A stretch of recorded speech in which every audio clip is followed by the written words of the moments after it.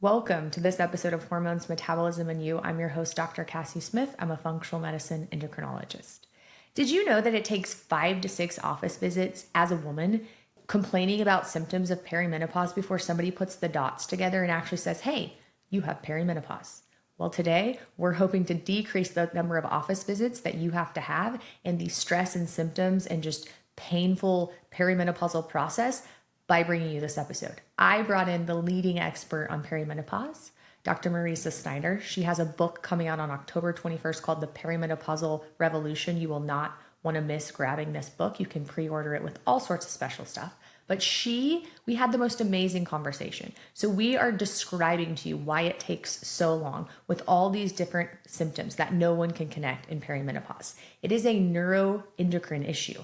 You can get hot sweats, you can get hot flashes, night sweats, but the main thing women are going to have are a lot of brain issues. They're tired, they're fatigued, their weight starts changing, but they're very irritable. And sometimes we're like, why are we so irritable? We don't even know. It affects our sleep, it affects our mood, and doctors don't know what to do with this because unfortunately 31% of OBGYNs have zero menopausal care in training. These are the people who are supposed to be like hormone experts, right? 31% get no menopausal training. I was in endocrinology fellowship, very little menopausal training. Primary care doesn't really get it either. And so it's like the buck is passed to everyone and nobody knows what to do.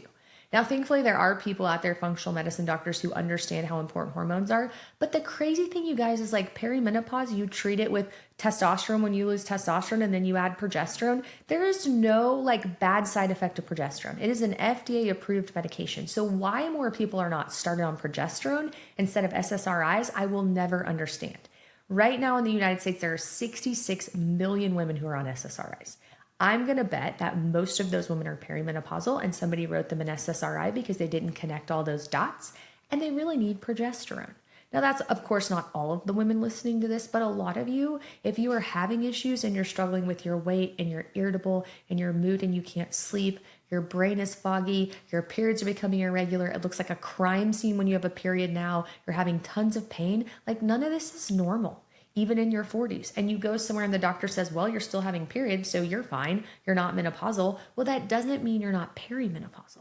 And that doesn't mean we don't need to start fixing these things before you become full-on menopausal, because you lose bone health as you transition into menopause, and you don't just lose it overnight. So we talk about this, you're going to lose it as you're becoming perimenopausal. So we need to start preventing these things now if you're having all these symptoms. So I think this episode is going to resonate and be so powerful for so many of you. If you're listening to this and you're like, yeah, I have all these unrelated symptoms and no one can figure out why, and I just don't feel like myself, I'm so tired. It's probably your hormones. You very well are probably in menopause. If you're not being treated with testosterone, you've probably lost your testosterone. It's time for some progesterone, and eventually you're going to need estrogen.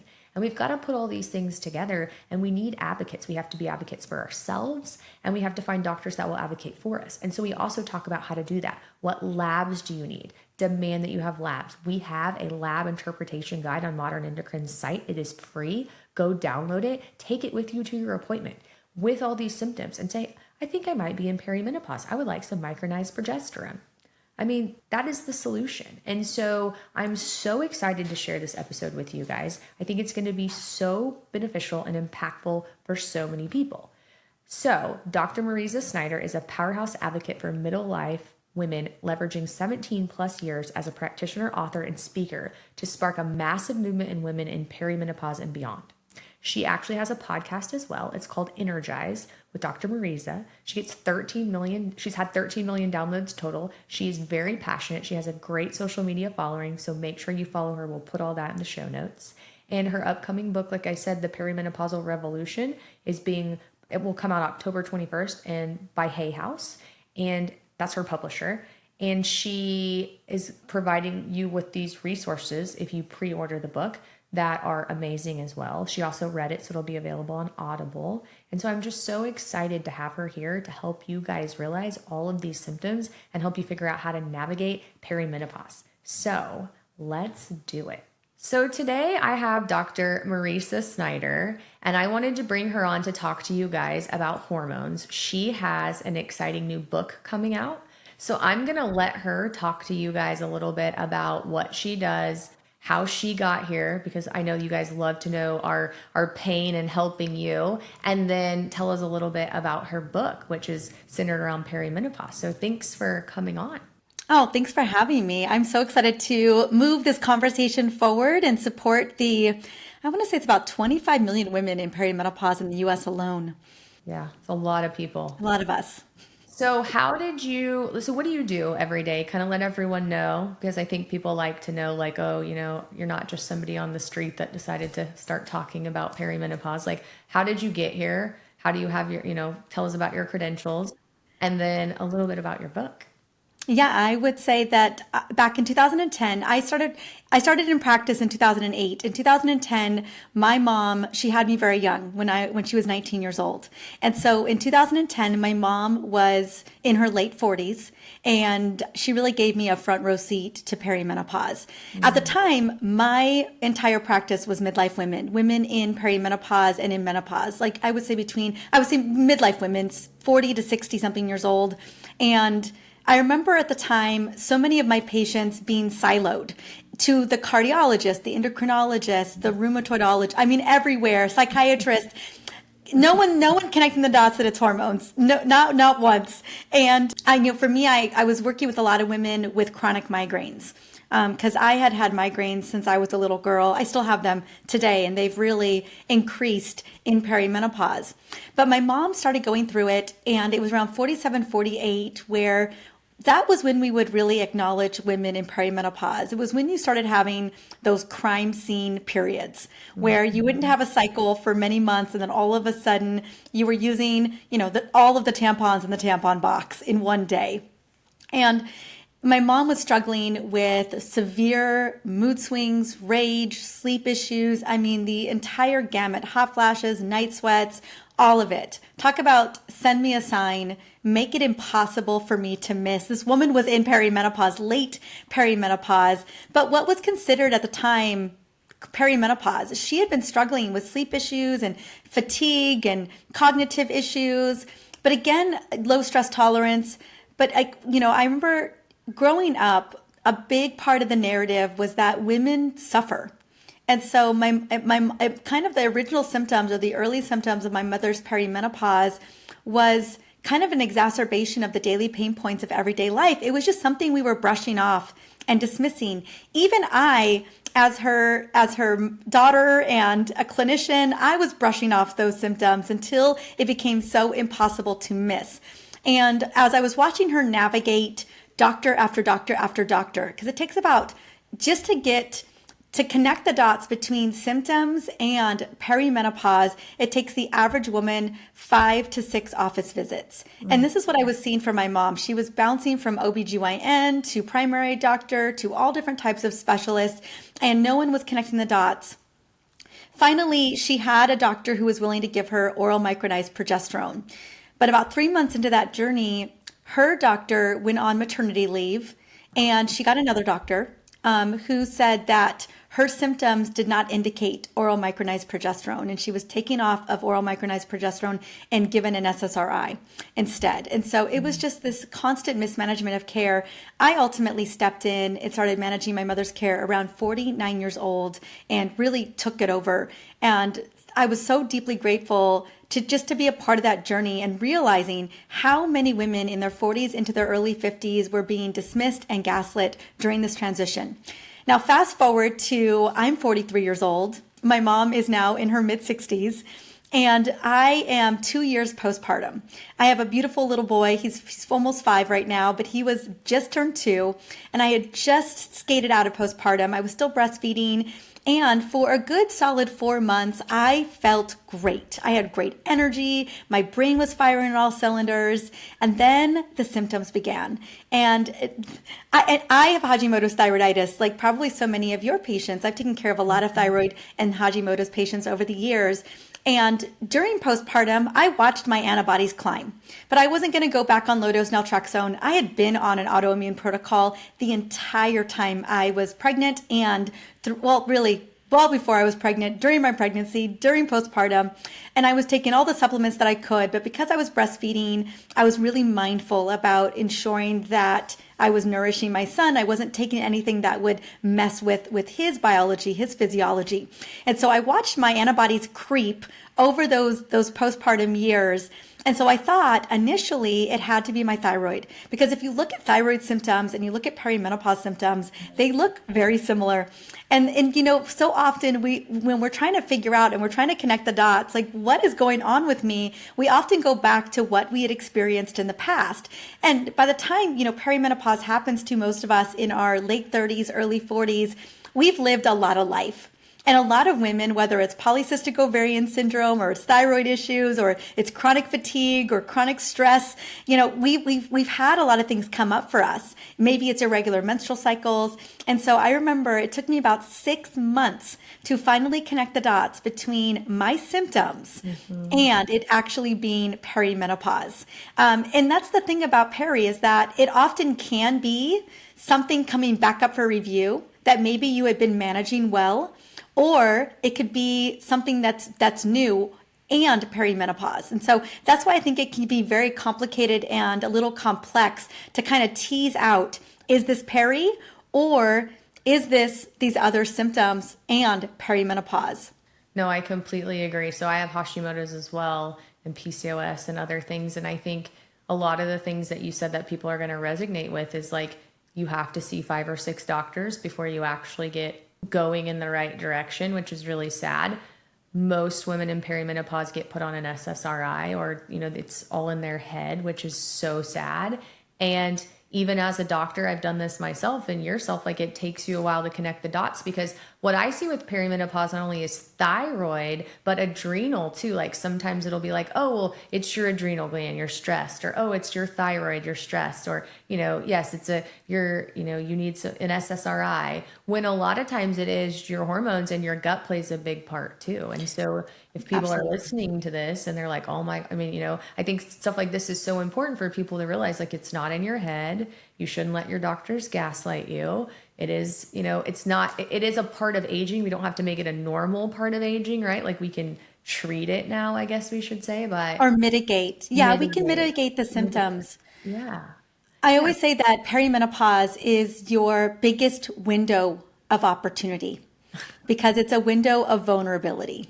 Yeah. As these hormones, for so long, we always thought that these hormones, the only thing that distinguished us from men was basically the bikini areas. I know that you're very familiar with bikini medicine. And we were like, it's the boobs and it's the ovaries and the uterus. And that's the only difference between us and men. And now we know it's very clear that these hormones are whole body hormones. They are regulating. We know that with the decline of estrogen, you're talking about the gut microbiome, that we see a decline in diversity of that gut microbiome. We know that estrogen is regulating bone growth, muscle growth. It is the CEO of the brain. We know that it has a major player in insulin sensitivity and blood sugar regulation. And so as these hormones begin to falter and decline erratically, all of a sudden, the entire body becomes more on high alert. We lose that protective shield that was keeping us well protected, that was keeping a lot of symptoms at bay. And so I always tell women that you're not broken, like you just said. It's just that your body is calling for a new level of support, a new level of care. And if you're not getting that from your provider, you're going to have to go and find one that will provide you the level of care that you deserve in this journey. It's a bummer that so often what women are recommended is oral hormone contraception, oral birth control pills and SSRIs. I believe it's 66 million women in the US are on antidepressant or anti-anxiety medication in this country. And that number significantly increased after the Women's Health Initiative in 2002, where we took women were taken off hormone replacement therapy. And because many of the symptoms of perimenopause are due to this massive neuroendocrine transition, brain-related symptoms, mood-related symptoms, kind of the catch-all pill, the panacea has been SSRIs for women. Yeah. No, amen. I completely agree. It's like, and that's kind of what they taught us in medical school too, right? Like I graduated medical school in 2011, and then I So yeah, graduated. after the Women's Health Yeah, Initiative, like, yeah, and that's what 2008. they taught you, like, oh, you just, give them SSRIs. And it actually makes things worse because it affects your gut, right? You know this. So oral contraception definitely makes your gut worse, makes everything worse. But then so does SSRIs sometimes. And it's really sad what we put women through. It's kind of like, it kind of stinks because like PCOS is very difficult to diagnose as well, right? And a lot of women spend 5, 7 years, 10 years getting diagnosed with PCOS. And then it's like, okay, maybe we kind of know what's going on for a few years. And then you go to this perimenopausal phase and the same thing. And then once you transition through this beautiful part of life, then you get into menopause, and now you've got to find a doctor or fight with somebody about whether you should be on hormones or not, right? So it's just like kind of not fair. We sort of have It's a it's lot of absolutely not roadblocks fair. in our And I way, would right? argue from a clinical perspective, if women are experiencing up to 40 different symptoms in perimenopause due to the decline of progesterone, estrogen, testosterone, and mind you, these are not operating in a silo. This is where we see autoimmune begin to creep up. If a woman hasn't been diagnosed with autoimmunity yet, perimenopause is kind of, again, that window of vulnerability. We see thyroid levels go down. We see a deregulation of cortisol. We see more insulin resistance. We see melatonin decline. So we see circadian rhythm disruption across the board. So many other hormones are being affected as well at the same time that, it's not like perimenopause. I think one of the biggest myths I want to dispel today is that, you hear a lot about perimenopause being this window of chaos, this transition of chaos. But I want women to know that it doesn't end. Like, it's not like, oh, now you're in menopause and you start over. It's a lot of the shifts that are happening. These are silent shifts. No one is feeling their blood pressure creep up. Very few people are feeling insulin resistance. We may notice the like the belly fat, the composition changes that's happening with our body. But often we're not feeling a lot of these silent shifts. We're not feeling our brain becoming more inflamed. We're not feeling our cardiovascular markers go out of range. And so I want women to understand that a lot of what's happening in perimenopause is going to be a continuum as we move into postmenopause. And so I am a big proponent for women to be having the conversation around HRT, hormone replacement therapy, as early as their 40s, so that we can get in front of the neurodegeneration. We can get in front of the cardiometabolic dysfunction, that we can get in front of bone loss. We lose up to 20% of bone by the time we are in super early menopause. That was happening in perimenopause. Your bone didn't just wait until you were 51 years old to start, falling apart, we start losing that bone. No, it's happening in our 40s. And so the reason why I speak into this transition as that window of metabolic opportunity is because it is. As those hormones decline, our metabolic health becomes less resilient if we don't take certain measures to shore it up. There's a lot that we can do in this phase. I want women to know this isn't the beginning of the end. But in order to future-proof our health, we really need to be on top of it as we move through perimenopause into our 50s, 60s, and beyond. Amen. I say that to my patients all the time. Like, what I really hate is when I get a woman who's like 52, 53, just miserable, having hot flashes, I'm like, this really stinks. Because if you would have saw me 5 years ago, we would have never gotten here. And, like some people tell me, oh, well, my doctor says I have to wait until I have hot flashes to start hormones. And I'm like, that is the stupidest thing I've ever heard, because do you understand physiologically what's happening when you have a hot flash? Like, you're having all this vasoconstriction, all these terrible things are happening in your body. Like, why would we make you have this before we treated you? Like, the point is to prevent it. And to your point, women lose their testosterone in their 30s sometimes. And then we're losing our progesterone by 40. We're starting to have fluctuations in our estrogen in our mid 40s, sometimes earlier. And so, like, yes, layering these hormones in as you need them make it so much better. And even when I tell my patients this all the time, right? I'm an endocrinologist, I'm a doctor, I'm like perimenopausal already. And like, even knowing what I'm doing, sometimes you're just like, this is kicking my butt, right? Like, my friend and I talk about this all the time. She was like messaging me the other day. She was like, perimenopause is killing me. Like, I know. And we know what we're doing, right? So it's like, it's hard, and you have to be an advocate for yourself. And then we have all this misinformation. We have all these people that are scared about hormones. And then what I really feel bad about, Dr. Mariza, is these patients are stuck in the middle, right? That's what really stinks. Like I had a conversation with a lady yesterday and she has 40 symptoms you're talking about. And I'm like, you need progesterone and you need a little bit of estrogen, not like a ton, but her estrogen levels are pretty low. And she's like, well, my gynecologist said that that's going to kill me. And I'm like, okay, well, what is your gynecologist doing for your 30 symptoms you just told me? Well, they want me to take an SSRI. I'm like, well, okay, here we go. And so it's hard for the patient though, too, right? Because it's are very hard for the stuck patient. In this, like, what do? I want to make my gynecologist happy who delivered my baby, who I trust, and I want to make my, and so it's just, it is really frustrating. So it's good that people like you are writing books about things like this so that we can educate people, so that we are more aware. And then unfortunately, I think for the people listening to this, I get questions, I'm sure you do all the time, like, well, what do I do if my doctor won't listen? I think the unfortunate answer is you find a doctor who's on the same page as you. Right? You absolutely do. We only get one life. And, it breaks my heart, a stat that always is just so mind-blowing to me, that although women live 4 to 6 years longer than men on average, that we spend 25% more of our lives in debilitating health. That is not okay. Mm-hmm. That is not okay at all. And I do agree with you. I'm a big proponent of stacking hormones. Mm-hmm. A lot of us don't know that testosterone is the most biologically active hormone in the body. We're talking confidence, motivation, brain function. It's not just libido. Workout recovery, so that you were moving and you were building that muscle, that organ of longevity. So tests don't guess, although I will say that that's not how we diagnose perimenopause, right? Perimenopause is a clinical diagnosis based on symptoms, menstrual cycle changes, and your age. That's really the 3 criteria.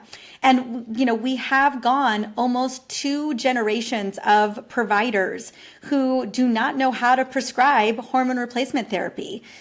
We are trying to quickly get doctors leveled up back on how to prescribe.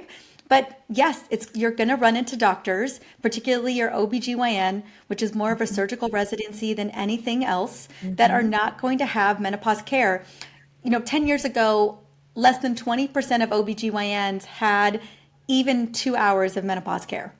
Oh, wow. As of 2025, the data is now we're up to 31% of OBGYNs in residency that have any level of menopause care. So in the last decade, we have jumped 11%. That's it. So I want women, I kind of liken it to trying to get milk at the hardware store.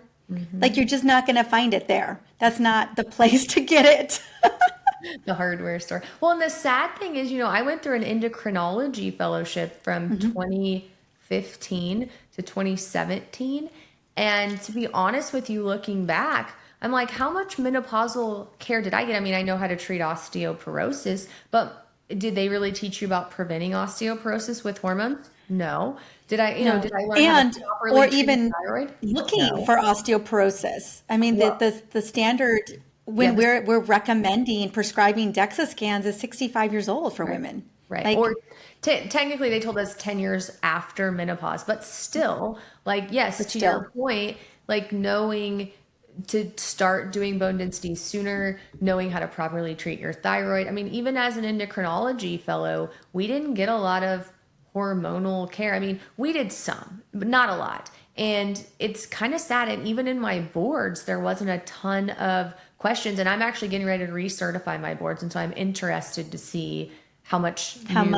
But then I'm also interested to see, if I answer actually correctly, which is to give people hormones, will that be considered wrong or right? Because it depends on who you talk to, So that's also very interesting. But it is sad, and it's true. Doctors just don't get this training. And I was an internal medicine resident, right, before I was a fellow, and we definitely didn't get this in internal medicine. So who's supposed to be doing it? Primary care is not doing it. OBGYN's not doing it. Endocrinology's not doing it. So I guess we just don't do it. It's crazy. Yeah, no, it's extremely disappointing and discouraging for women who are listening to this right now, thinking, well, where do I go? And I will say, there's a lot of telemedicine companies that are available at this point, but a lot of what you're going to get in those telemedicine companies is going to be very standardized dosing. Now, is standardized dosing better than no dosing? Yes. And unfortunately, it's probably not going to be very tailored to you. I talk about with hormone replacement therapy, it's not a one size fits all. Correct. Just like thyroid medication. You really got to tailor it. You've got to, and particularly, I even think it's worthwhile. I look at labs all of the time when I'm when I'm shifting and trying to tailor, and also based on symptoms. Like, how are you actually feeling at the time? And as I shared that story about my mom being on oral micronized progesterone and then getting pulled off, we're talking about an FDA approved medication, super safe, beyond safe. And my mother was doing amazing on it, wasn't having rage attacks, wasn't having severe low mood and mood swings. And yet, even though she was doing great on a medication, was pulled off because the doctor was like, I just don't do this. Yeah. And the crazy thing, so two crazy things about that. One, with micronized progesterone, to your point, I tell people this all the time, like, you can't really replace someone with micronized progesterone. And the way I explain this to people is, like, when you're pregnant, do you know how high your progesterone levels are? Like, I can't give you so much progesterone that it's not going to hurt you. And, what kills me too is, like, I'll have girls who come to me. I saw one this week who had multiple issues with miscarriages, infertility. Her progesterone, when I finally saw her, was low. I put her on progesterone. I fixed her thyroid. She got pregnant. She went to her OB at her 8-week checkup, and her OB's like, stop the progesterone. And I was like, don't stop your progesterone. And she's like, no, well, they told me to. And I'm like, no, don't stop your progesterone. And take it all the way to the second trimester. Exactly. I was like, worst case scenario, you don't need it. Or but like, best case scenario, but it's not going to harm you. Worst case scenario, you have a miscarriage. And it's just like, people are so freaked out about progesterone, and micronized progesterone will not hurt you. In the studies, did we have issues with medroxyprogesterone? Yes, but micronized, and I say that to people all the time. Like, if you come to my practice and you're 40 or over and you have even a sniff of like perimenopause, I'm like, take this micronized progesterone. Agreed. And they're like, are you 100%. Sure? I'm like, I'm sure. If you don't like at least the OBGYN didn't pull her off her thyroid medication. Oh my goodness. Right. But yeah, it's just a miss, especially, gosh, there's such a lot of, I know the through line of a lot of what people are hearing is that there's a lot of mismanagement is happening. And unfortunately, we have to be our own advocates.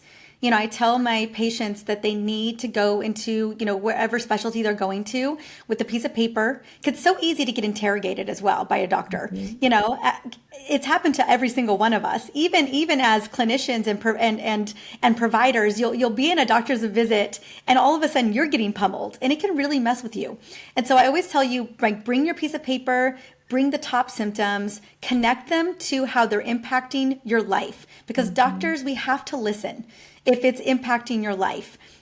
Get clear on the labs, do your own research, have a list of labs that you want ran, that you want to look at, including full thyroid panels, full iron and ferritin panels. Are we looking at anemia because of your fatigue? Like, I want to see the whole everything. I want to see fasting insulin, a full metabolic panel, of advanced cardiovascular workup. Like, especially once we're in our 40s, we should be looking at all of these things. Looking at all of your hormones so that we can get a picture. Like, I can diagnose perimenopause with a number of labs, not just the hormone labs. Like, if your highly sensitive CRP is going up, your insulin's going up, if I'm seeing your cardiometabolic labs starting to go out of range, and you're in your early 40s, there's a good chance that perimenopause is also on the scene. Yeah, no, I completely agree. So to your lab point, our patients that come in, we do a minimum of like 40 labs when they first come in. I agree. Like, do your labs. We do labs often. I use labs to adjust, but we listen to your symptoms too. And then we love Dutch testing. If we need to do Dutch testing, we do gut testing. Like, if you need, I do mold testing. Like, functional testing. Absolutely. Yeah. I do testing, and like, I try not to do that to everyone, but like, you start, like I tell my patients, you start with the 40, you start with that panel, and go from there. And then we give you what we need to. And if you're still having symptoms, we keep looking. And the interesting thing is, like, that's how I got so interested in gut health, because I would have all these people where their labs looked great. they had terrible symptoms, they're on the right stuff. You start looking at their gut, you're like, oh my gosh, this is a train wreck. And then that's how I learned about mold, because you'd fix people's guts, not everyone, but you fix people's guts, they've done all these things, everything looks perfect, they still feel bad. All those people have mold. So it's just like, you have to listen to people. And I completely agree. I truly believe that people don't come to my office and lie to me because they don't have anything else better to do. I'm sure they have something better to do than come to my office and tell me they feel terrible, right? And so most doctors are like, well, their labs look fine. Who cares? It's like, well, it doesn't matter that their labs look fine. Something's obviously wrong, And so I think that it's just, unfortunately, we do have this generation of doctors who forgot how to listen to people. I'm terrified it's going to get worse. I don't know your thoughts, doctor. But I think with AI, I'm worried that we're going to learn even to not listen to people more. You know what I mean? In med school. What are your thoughts on that? Yeah, it's been interesting, with AI in particular. I see a lot of patients who come in and they will interpret their own labs with ChatGPT. And so that's kind of smart. It's been interesting. It's been like a yes and, where you've got providers who maybe not listening as well, but then you've got patients that are becoming very much more the CEO of their health. Yeah. And so they're looking at functional lab ranges. They're not looking at the traditional lab range where, if you look at fasting insulin, for example, let's just take that. Let's say it's like 2. The lower scale of fasting insulin will be a 2 and the higher scale will be 20. And that is normal range. Although I don't want it to be anywhere. I don't want to be above 5 or 6 when I'm looking at my patients. And so I'm worried about doctors too, though. I'm glad patients have that, but my thought is doctors now, when they're going through school, I think it's just going to be, unfortunately, I think they're going to listen less and less because they're so used to this. Imagine being in med school right now with all this AI. I was telling my husband last night, I was like, how many papers I wrote and I had to go read out of books and stuff. And now you can just now you can just spit it into a chat. Yeah. When you're studying for boards and stuff, if you don't know, you can be like, tell me everything about whatever. And ChatGPT will just give you the rundown. And it's like, God, I don't know. It's just scary. I feel with boards, though, you'll still need to know your stuff. Well, but yes, in terms of papers and research, it's going to get a little bit stickier. There'll have to be some way of some level of criteria where, you can kind of sift that out. And to your point, which I love that, because I agree with insulin levels. They have to be less than 5. And so using AI to interpret your lab sometimes is difficult too, because if AI says that a normal insulin is 20, it's going to miss things, which is why you need these providers that have functional medicine training, right? Because if you just look at labs for what they are and don't put anyone's symptoms into account, you're going to miss a lot of things, unfortunately. Yeah, when I think about functional medicine and how I take care of my patients, I'm looking at a couple things. One, it's always symptoms. Listening to you, what you're going through. Labs to validate. And if we need to go down the rabbit hole of more functional labs, including gut testing and mold testing and micronutrient testing, then we will. But I'm always mindful of cost. That's something I'm always mindful of. It's a fine balance between, seeing if I can figure this out based on symptoms and based on the initial lab panel, and then if we need to go deeper. But then also the other thing is adherence. So I'm a big fan of being a part of that team with my patient in terms of, let's say for an example, I want you strength training 4 days a week in the gym, but your schedule isn't going to allow for it, or you don't have the energy yet for it. And so I'm really mindful about the level of adherence in terms of my recommendations, particularly lifestyle medicine. If a patient just can't do it, I'm like, I want to meet you where you're at so we can get some wins established so that you are feeling confident and motivated to keep moving in the right direction. And so I'm usually taking your goals into account, and also what is doable for you. What is adherence that we can do together to work as a team. And so all of that is taken into consideration when I'm building protocols. Yeah, agreed. Same. I think that's amazing. So then I guess let me ask you this. I'm going to ask you some questions about symptoms too, but do you only see patients in California? Do you do virtual telehealth stuff? I do virtual telehealth. Yeah. So a lot of my patients are in California, but I see patients out of California as well. Okay. So do you have a license in every state or just certain states? Not every state, but like Texas and Colorado, that's kind of piecemeal. Yeah. Not Oklahoma. Not Oklahoma. No, I know. So I have a license in 43 or 44 states. So it is, yeah, it's kind of have to piece them together, but it's a lot. So tell us, Dr. Mariza, if somebody's listening right now and they're like, okay, maybe I'm going through menopause or perimenopause, or like you said, there are up to 40 symptoms, or probably even more than that. There's What are more than like the that. top 10 symptoms that somebody could have? Like if they're listening right there, like maybe I'm in perimenopause. What would you say are like the top 10 that people come to you where you're like, yes, you're in perimenopause? The top 10 are predominantly brain related. And I think about perimenopause as a neuroendocrine transition. The connection between the brain and the ovaries. I always think of it as my son playing telephone with me and how that message begins to get garbled between the brain. And also, the brain is so reliant on these hormones to do its job in terms of thermoregulation and sleep regulation, circadian rhythm, stress response system. So, the number one symptom of my perimenopausal women is going to be weight resistance. Hands down. Okay. Fatigue is another one, but then the rest are going to be brain related, from hot flashes to night sweats to sleep issues. 68% of my patients are struggling with sleep issues, mood swings, rage, PMS symptoms that have been exacerbated, cognitive symptoms, including lack of mental energy, lack of word recall, just not being as alert. You know, back in the day, a lot of my women, you know, very high functioning, could have 100 tabs open. They could multitask all of them. And then perimenopause hits and they're just like, what? I can't manage all of these things anymore. This to-do list feels unmanageable. A lack of stress tolerance. So all of a sudden things are more harder, like just more irritating. And the most common symptom of the women in my practice is going to be irritation. Mm-hmm. You know, partners, family members, chewing, breathing, existing. This tends to be a common theme. Yeah. So those, I would say that a lot of them are brain related symptoms that are initially. I'm laughing because literally this morning my husband left like a plate with some crumbs on the counter and I just like almost lost my mind. Thankfully he wasn't here.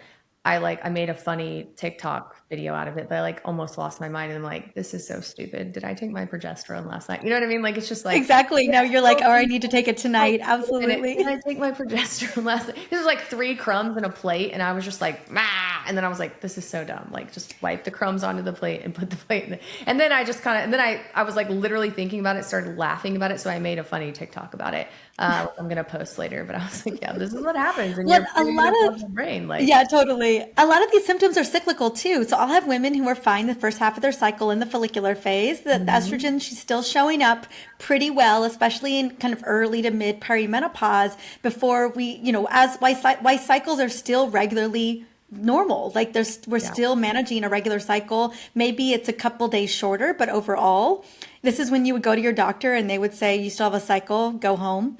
So you'll notice that in the follicular phase, you're fine. But the luteal phase, you know, those 2 to 3 days of PMS symptoms are now stretching.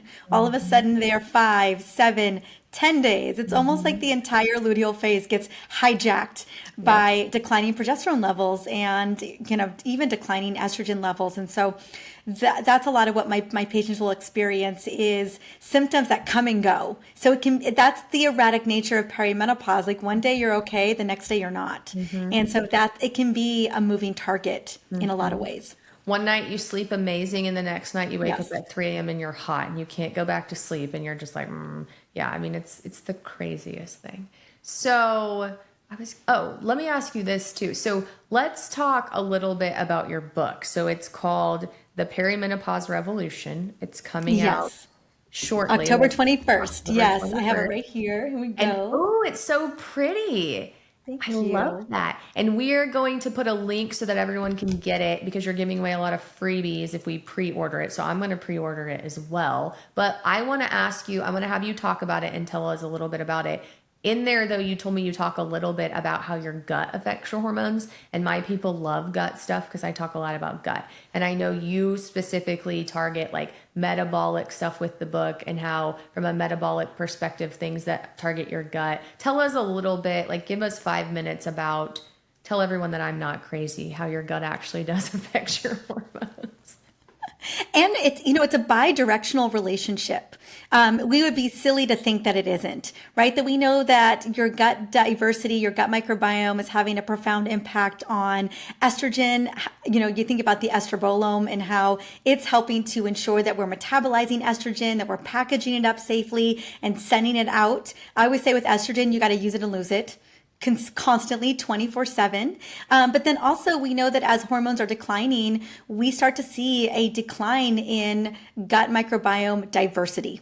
So we start to see more pathological gut bugs start to pop up. And so women who maybe had never dealt with gut issues in the past, all of a sudden in perimenopause are beginning to see an increase in inflammation, an increase in gut related symptoms. And it can be a little, again, misleading because a lot of the gut symptoms that my women are experiencing are the brain related symptoms as well. And so is it the hormones? Is it the gut? Often it's both.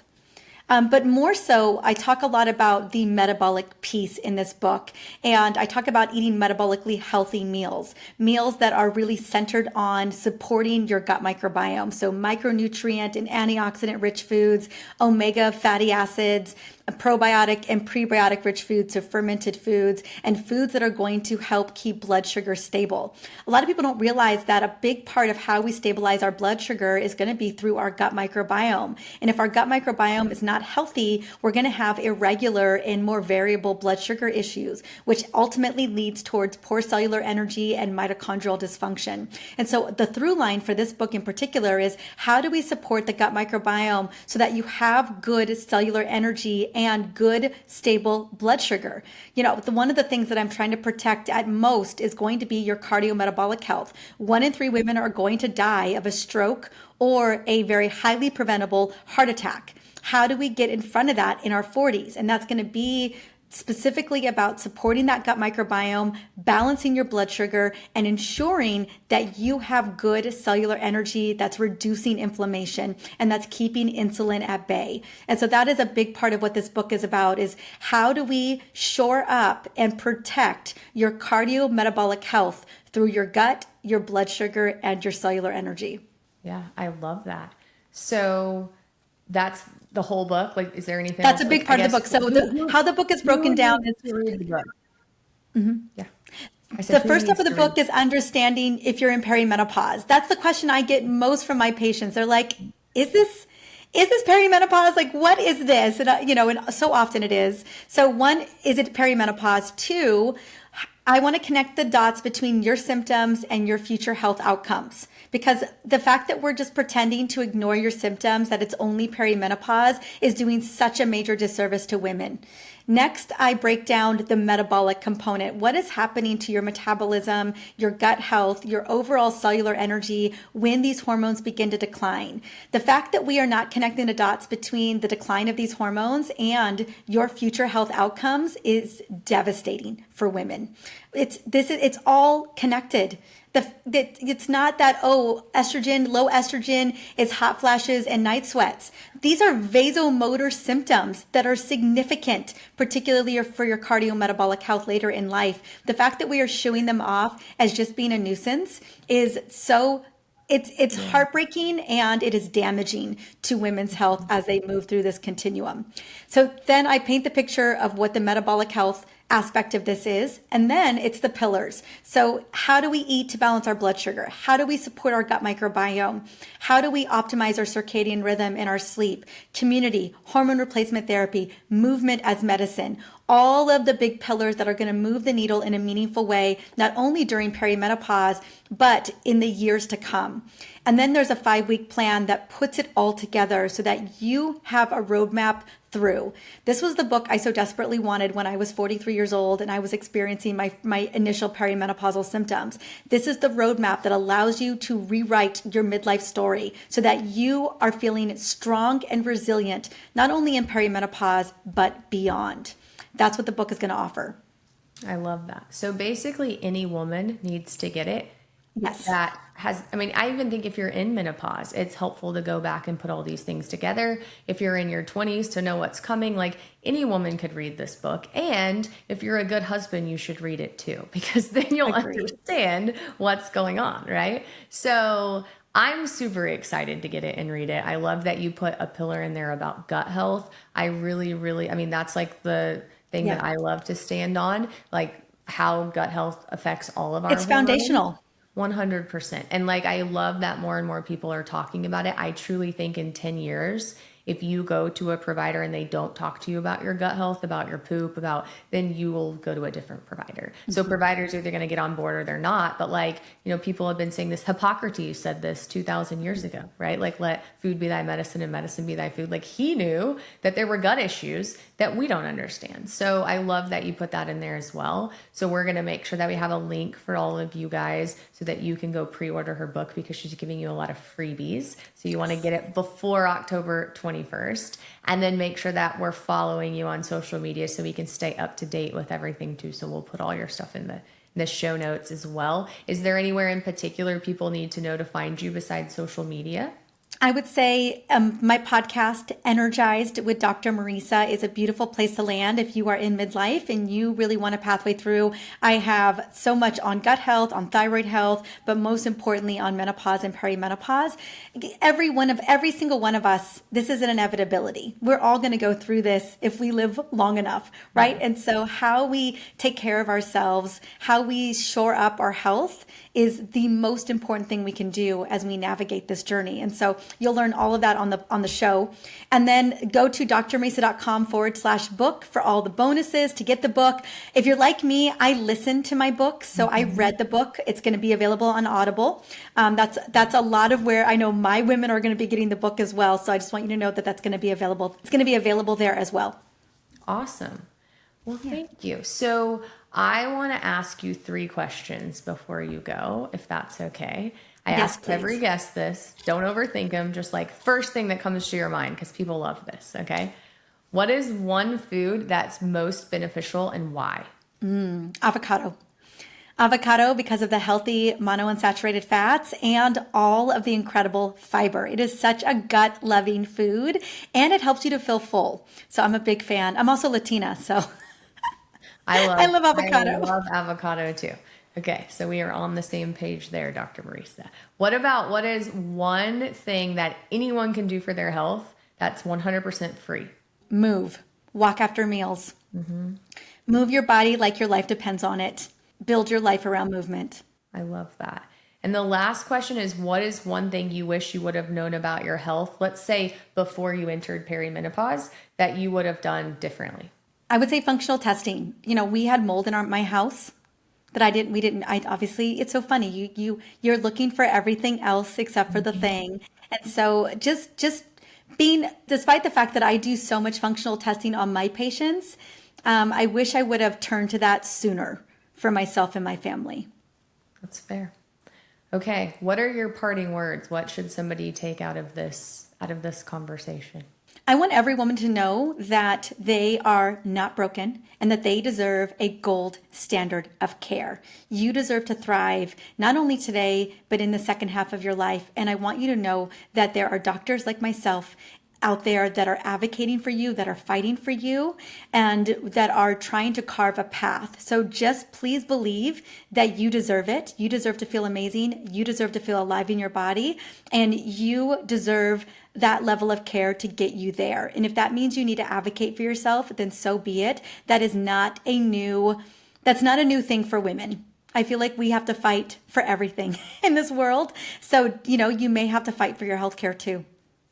Completely agree. And so I appreciate you coming on, Dr. Mariza Snyder, for just to help educate women. And I appreciate everything that you do. So I commend you for that, for, advocating for women, for taking care of women, for writing this book while being a mom. It's a lot of work, but I appreciate that you're doing that to help pave this path for women so that we have better outcomes long term and we're feeling better, right? So the people who do this, like, we have to, I truly believe we have to like uphold and appreciate and love each other, encourage each other, because it's hard work, but it has to be done, right? It has to be done.